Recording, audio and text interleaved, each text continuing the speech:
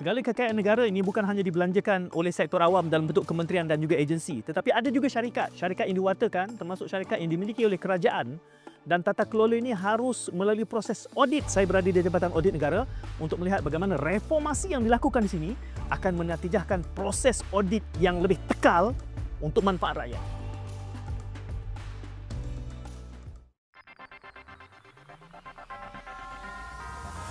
Segala penambahbaikan yang dilakukan demi negara ini ada ramai atau banyak pemegang taruhnya. Namun pemegang taruh terbesar sebenarnya adalah kita sebagai rakyat. Dan kebanyakan usaha reformasi yang telah dilaksanakan tidak kesemuanya diketahui oleh rakyat. Justru kami memaparkan kepada anda semua proses yang telah ditangani di bawah usaha untuk menangani kerenah birokrasi, kerana setiap perubahan ini harus kita insafi dan syukuri supaya kesan besarnya akan melimpah bukan hanya kepada negara tetapi dapat dirasakan oleh rakyat yang berada di lapangan. Kita meneropong pada usaha untuk menangani kerenah birokrasi.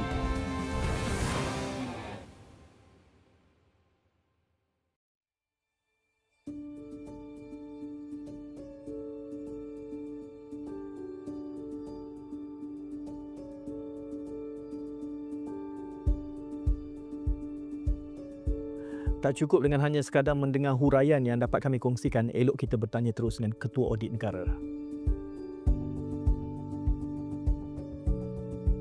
Sebenarnya salah satu cabaran utama apabila saya dilantik untuk memegang jawatan ni adalah kekangan daripada segi perlembagaan, ya.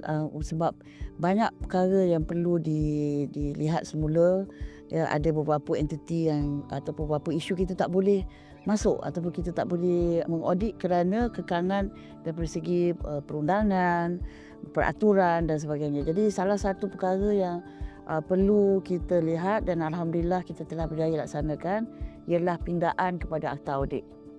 Ianya memberi peluasan kuasa kepada Ketua Audit Negara daripada segi aktiviti audit, elemen audit yang boleh kita masuk. Kalau dulu ianya terhad kepada 3, iaitu kita tengok pengurusan kewangan, badan-badan berkanun, kita tengok aktiviti-aktiviti dan juga kita tengok pengurusan syarikat.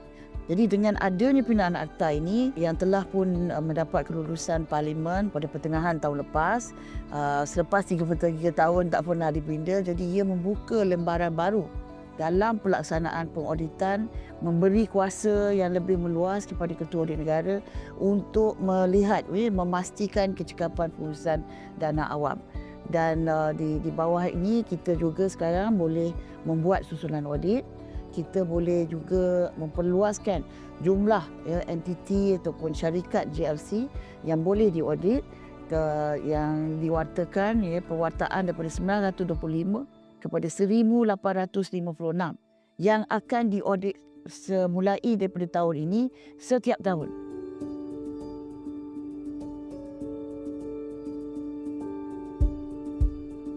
Kuasa Ketua Audit Negara untuk melaksanakan pengauditan ke atas syarikat kerajaan adalah selaras dengan perenggan 51D Akta Audit 1957, Akta 62. Sebenarnya pengauditan pengurusan syarikat kerajaan ini telah berlaku beberapa tahun ke belakang. Cuma bezanya terdahulu kita melaksanakan ataupun kita namakan dia pengauditan penuh ataupun traditional audit lah, di mana kita akan ke pejabat, ke syarikat berkenaan dan melihat segala skop yang tertakluk kepada pengauditan sebelum laporan disediakan. Kalau kita lihat dari segi kemampuan 10 hingga ke 15 melibatkan bilangan pegawai-pegawai yang ada di bawah sektor syarikat. Jadi di peringkat Jabatan Audit Negara, kita telah memperkenalkan sistem e-self-audit yang telah dibuat peluncuran sebenarnya oleh Yang Amat Berhormat Perdana Menteri pada 6 Februari 2025. Sistem e-self-audit ini merupakan satu reformasi audit berasaskan teknologi yang dapat memastikan liputan pengauditan 100% ke atas semua badan lain termasuk syarikat yang diwakilkan. Dalam e-self audit kita melihat 3 perkara. Satu, kita tengok objektif ataupun mandat penubuhan sesuatu syarikat tersebut. Kedua, kita tengok tata kelola. Dan yang ketiga, kita tengok daripada segi pengurusan, kecekapan pengurusan kewangan dia. Jadi otomasi ni agak di peringkat awal akan ada mengambil masa sikit, tapi ia juga menunjukkan bagaimana penggunaan kecerdasan buatan dan juga analitik data raya dalam pengauditan yang digunakan buat pertama kalinya. Ianya dapat membantu kita mempercepatkan analisis kita, mengesal awal risiko-risiko yang ada, keterisan, pembaziran dan penyelewengan. Jadi so it's a learning experience. Kita masih lagi menambah baik, tapi ianya juga menunjukkan bahawa ada impak positif dan penerimaannya daripada auditi juga bagus, sebab ianya adalah satu edukatif peringatan kepada semua syarikat-syarikat kerajaan bahawa mereka perlu accountability apabila memegang dana awam tu adalah amat penting. Inisiatif ini bukan sahaja meningkatkan produktiviti dan ketulusan, malah mengubah paradigma pengauditan negara ke arah lebih strategik serta memperkukuhkan keyakinan terhadap integriti pengurusan kewangan awam.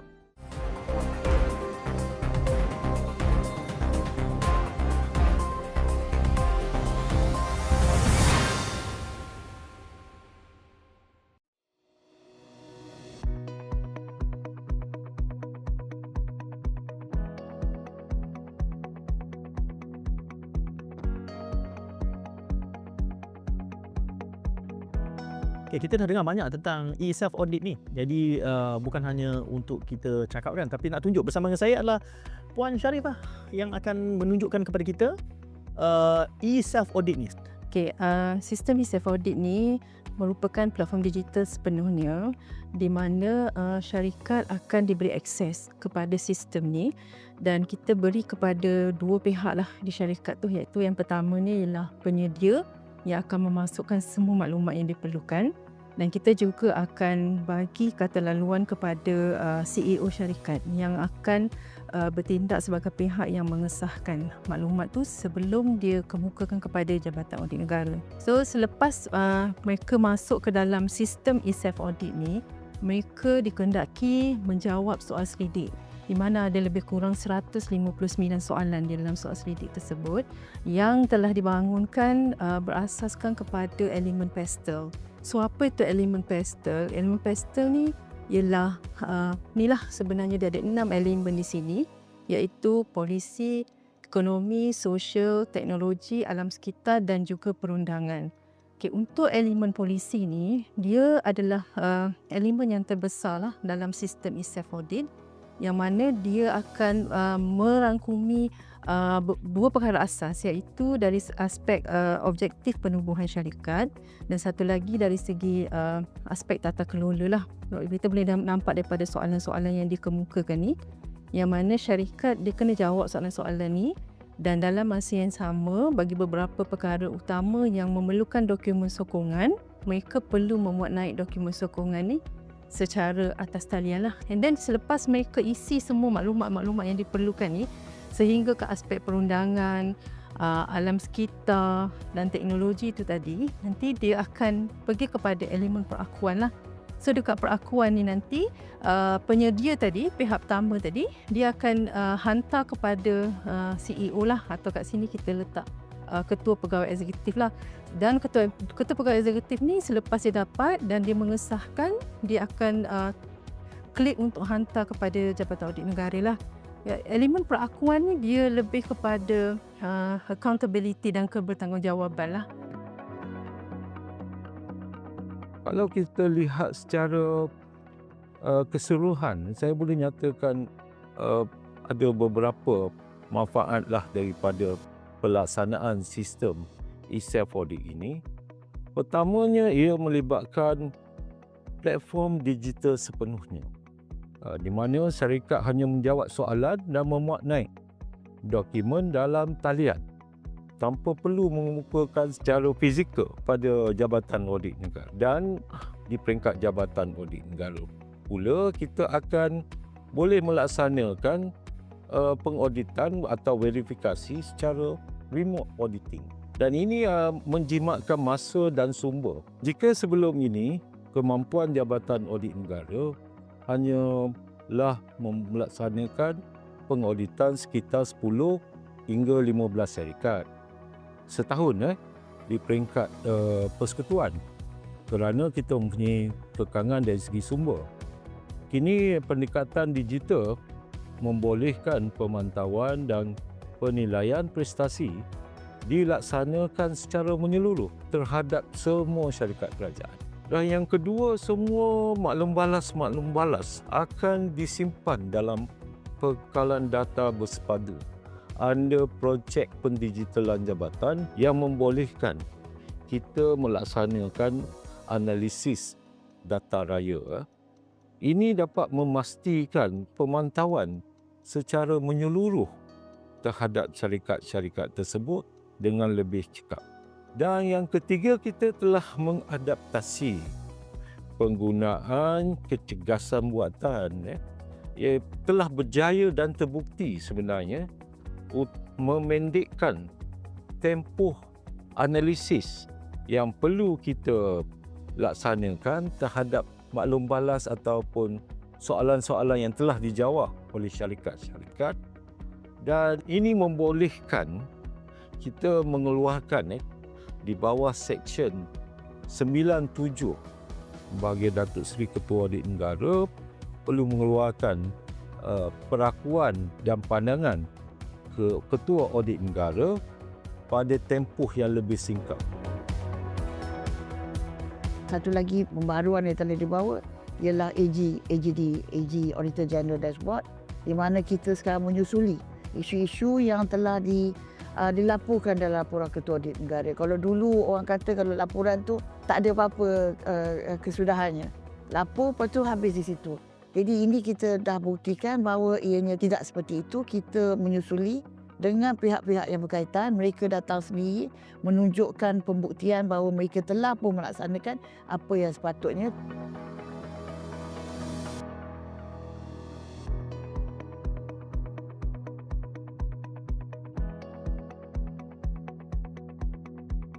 Puan, tolong perkenalkan kita kepada AGD ni. Okey, untuk makluman sebelum saya pergi kepada AGD, mungkin saya nak share sikitlah berkenaan dengan pengiktirafan yang diterima oleh AGD berkaitan dengan pengiktirafan di peringkat kebangsaan dan juga nasional.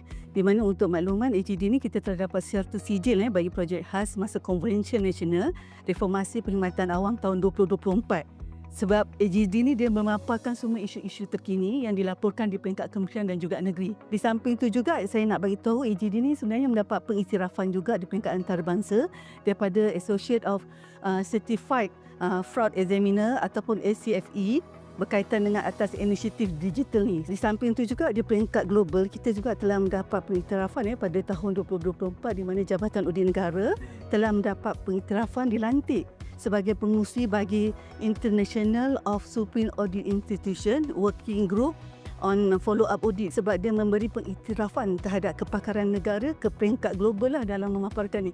Jadi mungkin saya akan share sikit kalau untuk makluman, kalau public macam Tuan Najib tadi, kita nak tahu macam mana kita nak masuk, kita akan pergi ke Google, kita akan masuk ke AGD Dashboard. Okey, dalam AGD Dashboard Jabatan Audit Negara ni dia akan paparkanlah pengumuman. Kita akan boleh tengok isu ataupun tindakan-tindakan yang perlu disusun ni di dalam paparan lah. Di mana dalam AGD ni dia akan paparkan di peringkat persekutuan punya tindakan. So dia isu-isu lah yang perlu diambil tindakan. Kemudian di peringkat negeri kita akan paparkan. So dia ada merah lah. So dalam paparan ni kita boleh tengok lah. Contohnya isu di peringkat Kedah. Kita tengok ada beberapa isu, contohnya 43 isu yang perlu kita susun. So contohnya Kedah. So dia akan senaraikan semua isu-isu yang berkaitan lah.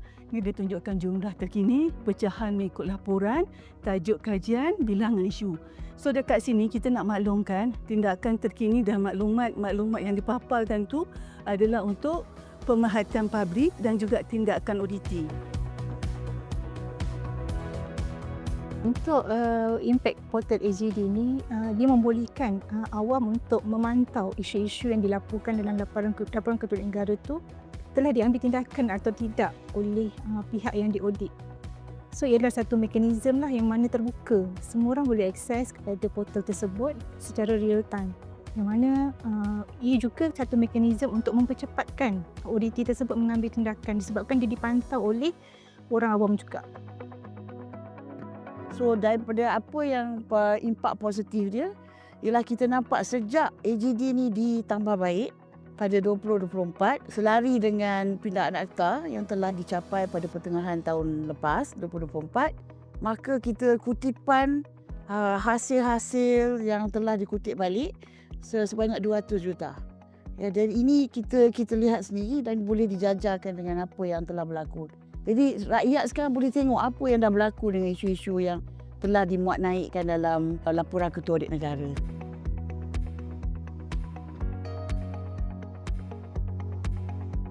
Kalau anda melihat kesemua laporan ini sejak mula urusan audit ni dilaksanakan, sebenarnya ia sudah mencecah lebih 100 tahun, bahkan menyambut 120 tahun. Ini adalah, kalau ia serupa sebuah sains, ia adalah satu sains ataupun pendekatan yang baku untuk mencerap semua perbelanjaan negara. Apabila kita mula masuk ke era teknologi dan digital, semuanya sudah mula beralih. Dan kerana itu, reformasi yang dilakukan ini, asas yang paling penting adalah memanfaatkan teknologi. AI, dashboard, e-self-audit, itu semua dimungkinkan kerana banyak urusan audit ini sudah boleh dilakukan secara dalam talian dan juga secara digital. Maka kita harus terus memperkasa supaya impak daripada proses reformasi ini akan membawa hasil yang lebih besar kepada negara.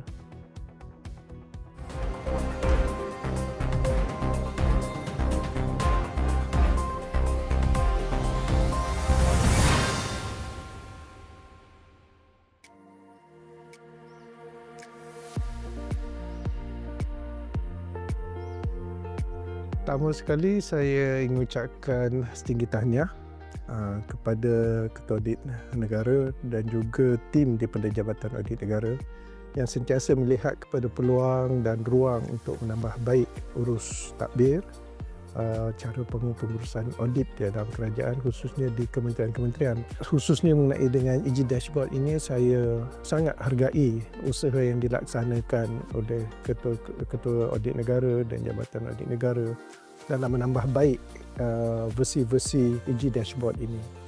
Yang pertamanya, kita lihat bahawa sebagai pegawai pengawal, kita terpaksa menjalankan tugas dengan baik dalam memastikan bahawa kawalan sumber-sumber kita, sumber manusia, sumber perolehan, sumber kewangan itu dapat dilaksanakan dengan sempurna.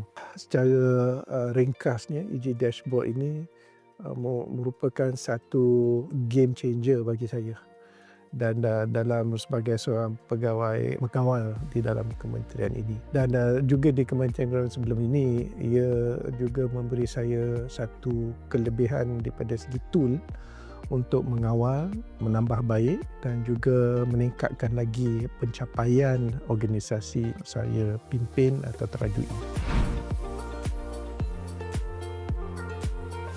Saya kira ianya satu usaha yang bagus lah, because selama ni kita memang ada internal audit.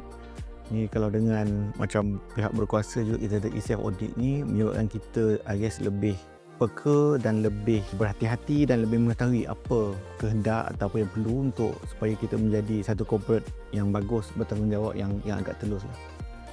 Bagi saya e-self audit ni satu transformasi atau inisiatif yang sungguh bagus, mengambil kira teknologi sekarang, all this AI semua kan, and machine learning semua tu, which is bagus. Sekarang ni kita lebih, instead of doing sampling sikit-sikit tu kan, kita dapat scope lagi besar, kita boleh proses banyak data, dan because of that kita akan early detection kalau ada sesuatu yang tidak bagus lah. Jadi insyaAllah moving forward, kata syarikat lebih bersih, lebih cekap, lebih ada accountability lah dalam segala urusan syarikat. Dan satu lagi, dengan e-self audit ni memberi peluang kepada kami untuk melihat dengan lebih terperinci lagi lah apa yang perlu kami perbaiki.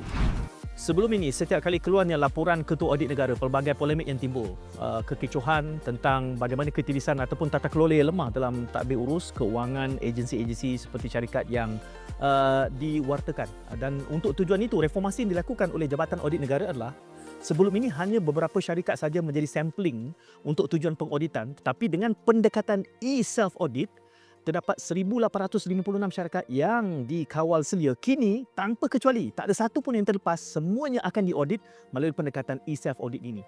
Dan selain daripada itu, Segala dapatan isu-isu yang berbangkit daripada pendekatan ini akan kemudiannya terpapar di dalam satu platform yang dipanggil AGD, Auditor General Dashboard, yang mana kita akan dapat melihat secara real time pada waktu sebenar sesiapa saja termasuk rakyat untuk melihat isu-isu yang timbul daripada proses pengauditan ini.